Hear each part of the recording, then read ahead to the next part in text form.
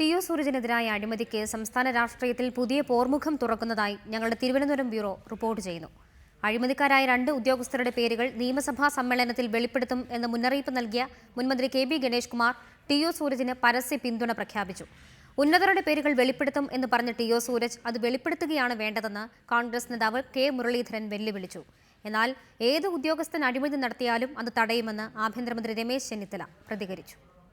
ടി.ഒ. സൂരജിനെതിരായ കേസും സൂരജിന്റെ പ്രതികരണവും പുതിയ രാഷ്ട്രീയ നീക്കങ്ങളായി വ്യാഖ്യാനിക്കുന്നതിനിടയിലാണ് വിവാദം പുതിയ തലങ്ങളിലേക്ക് നീങ്ങുന്നത്.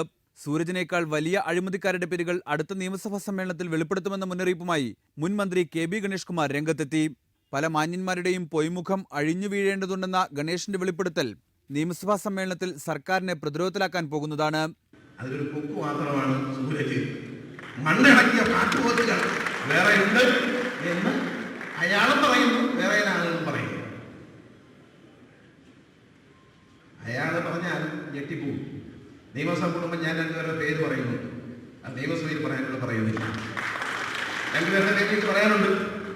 അതേസമയം ഉന്നതരുടെ പേര് വെളിപ്പെടുത്തുമെന്ന സൂരജിന്റെ പ്രതികരണം കുറ്റവാളിയുടെ ജൽപ്പനമാണെന്ന് മുൻ KPCC പ്രസിഡന്റ് കെ. മുരളീധരൻ കുറ്റപ്പെടുത്തി.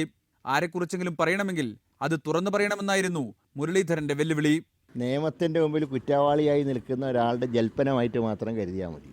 അങ്ങനെ വല്ലതും ഉണ്ടെങ്കിൽ അധികം പറയട്ടെ, ആരെങ്കിലും തടഞ്ഞു വെച്ചിട്ടുണ്ടോ?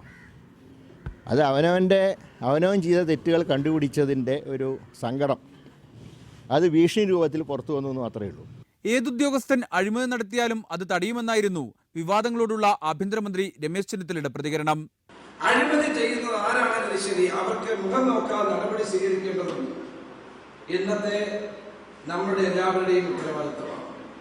ആ ജനങ്ങളുടെ സഹകരണം കൂടി ആ കാര്യത്തിൽ ഞാൻ തേടുകയാണ്.